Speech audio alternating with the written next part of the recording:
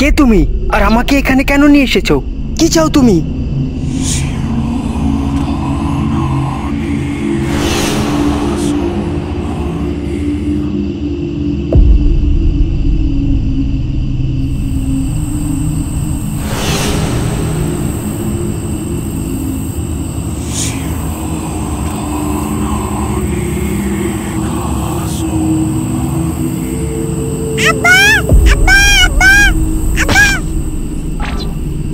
কি হলো? কি হয়েছে তোর? এমন করতেছিস কেন? ঘুমিয়েই তো ছিলি, শরীর খারাপ করতেছে নাকি? না মা, বাবা কোথায়? মনে হয় বাবার অনেক বিপদ। আমি একটা খারাপ স্বপ্ন দেখলাম। আরে ও কিছু না, স্বপ্নে অনেক কিছু দেখা যায়। আর তাছাড়া তোর বাবার তো আসার সময় হয়ে গেছে, ঠিক চলে আসবে। ঘুমা তো এখন, ঘুমা।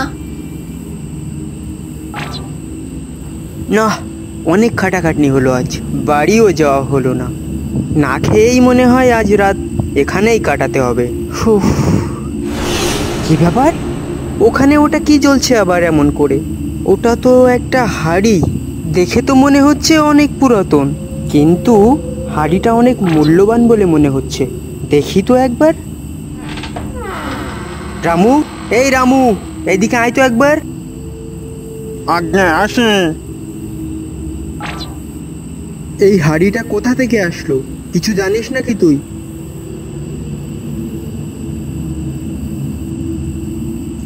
আজ্ঞা হুজুর, ওই হাঁড়িটা, ওটা তো মাটি খোঁড়ার সময় মাটির নিচে থেকে পেয়েছিল, তাই এখানে এনে রাখিছি আমি।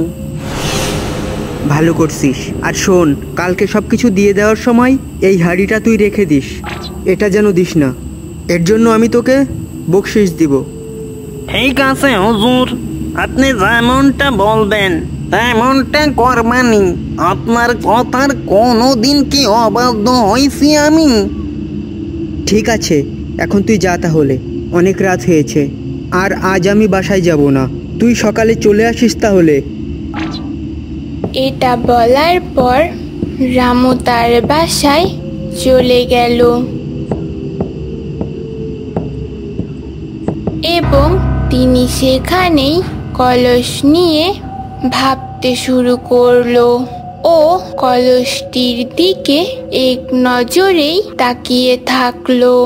সে মনে মনে ভাবলো, কলসটি বাসায় নিয়ে যাওয়ার পর সে অনেক ধনী হয়ে যাবে এবং তার সারা জীবনের গবেষণা সার্থক হবে। তারপর হাত দিয়ে সে কলসটি পরিষ্কার করতে থাকলো। হঠাৎ করে কলসের মধ্য থেকে ধোঁয়া বের হতে থাকলো। ধোঁয়া বের হতে হতে মুহূর্তের মধ্যেই কলসের মধ্য থেকে বেরিয়ে এলো এক ভয়ানক শাকচুন্নি।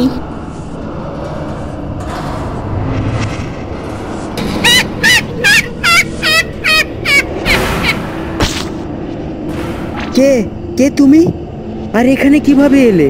কি চাও তুমি?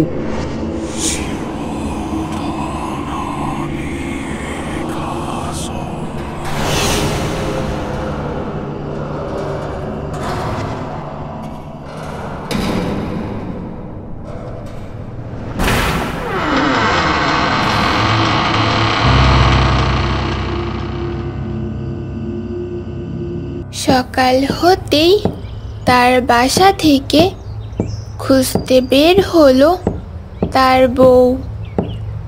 লোকটি যেখানে কাজ করে সেখানে এসে দেখে লোকটি সেখানে নেই। তার বউ একটু অবাক হলো এবং আশেপাশে তাকিয়ে দেখলো আশেপাশে কেউ নেই। তাই আর খোঁজাখুঁজি না করে সোজা চলে গেল রামুর বাসায়। রামুর বাসায় পৌঁছাতেই দেখলো রামুও কাজের জন্য বের হচ্ছে। তখন রামুকে বলল, রামুদা, তোমার সাথে দেখা হয়ে ভালোই হলো। তুমি কি ওনাকে দেখেছিলে? সারা রাত বাসায় যাইনি। সকালে উঠে আমি তোমাদের কাজের জায়গাতে গিয়েছিলাম, কিন্তু ওখানে কেউ নেই। তাই আর দেরি না করে তোমার কাছে চলে এলাম। আমার অনেক চিন্তা হচ্ছে। ওনার সাথে তো আমি রাত 2টা পর্যন্ত ছিলাম। যতটুকু মনে আছে, উনি যেন কি চিন্তায় ছিল, আর একটা হাঁড়ি নিয়ে কি যেন করতেছিলেন। আর আমাকে বলেছিল উনি বাসায় যাবে না। আর আমাকে আরো বলেছিল আমি যেন সকাল সকাল কাজে যাই। শুনেছি, আমিও শুনেছি, এখনো গ্রামের অনেকেই জানে শাক চুন্নির সেই হাড়ির কথা। লোভ কইর না, লোভ করলে সবাই মরবে, সবাই মরবে। এইসব কি বলো দাদু? কোথায় শাকচুন্নি? আর কোন শাকচুন্নির কথা বলতে চাও তুমি? আমি তো এর কিছুই বুঝতে পারতেছি না। তোরা জানবি কি করে? আমার বয়সী তখন 14-15। সই সই সেই সময়ের এক জমিদার ওই হাড়ির লোভে আসে আমাদের গ্রামে। আর গ্রামের অনেকে লোভ দেখিয়ে মাটির নিচ থেকে সেই হাঁড়িটা উঠায়। তারপর যা হলো, হাঁড়ি থেকে বেরিয়ে এলো ভয়ানক সেই শাকচুন্নিটা। তারপর সেখানে থাকা সবাইকে একসাথে নিমিষেই নিয়ে চলে গেল সেই শাকচুন্নি। কোথায় যেন হারিয়ে গেল। তার কিছুদিন পর পর গ্রাম থেকে মানুষ ধরে নিয়ে যেতে থাকে শাকচুন্নি। গ্রামের মানুষ ভয়ে ভয়ে চলে যেতে থাকে গ্রাম থেকে। এভাবে নেমে আসলো মহা বিপদ। তাহলে দাদু এর থেকে রক্ষা পেল কিভাবে?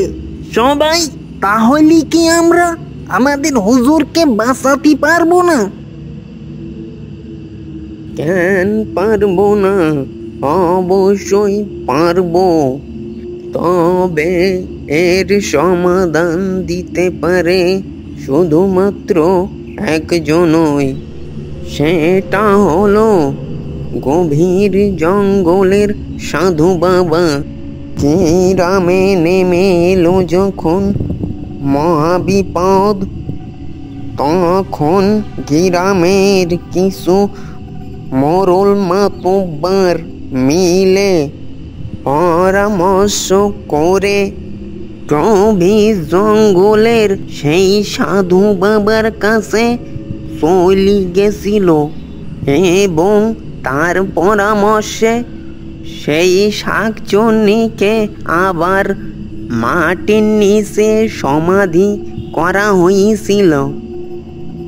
তাহলে আর দেরি করা ঠিক হবে না, না হইলে বড় একটা বিপদ হয়ে যেতে পারে। দাদু, তুমি শিগগিরই সবাইকে সেখানে নিয়ে চলো। এটা বলার পর তারা দেরি না করে রওনা দিল সেই সাধু বাবার কাছে।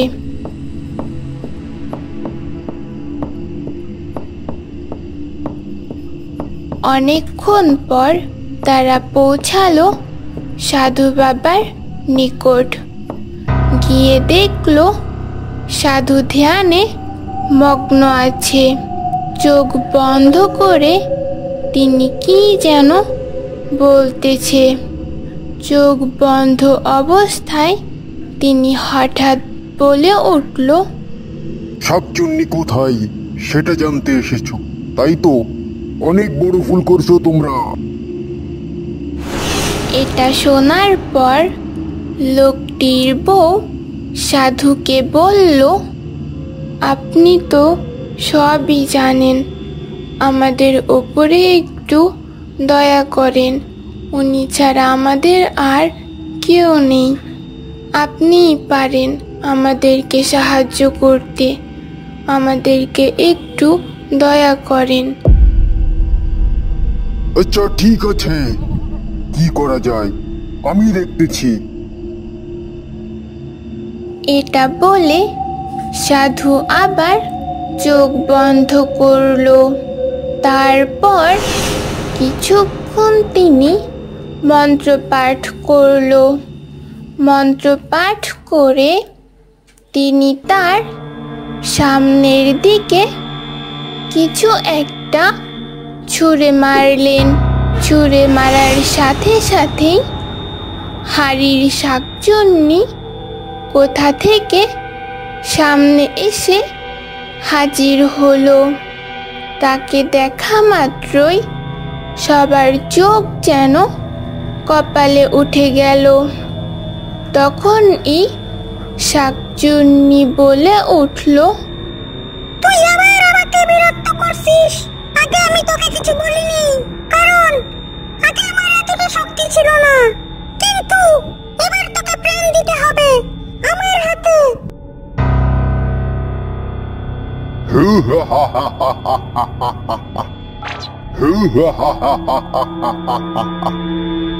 এত বড় সাহস তোর, আমাকে মারার কথা ভাবিস? আজ তোর এমন হাল করব যে সারা জীবন মনে থাকবে। দেখ এবার কেমন লাগে।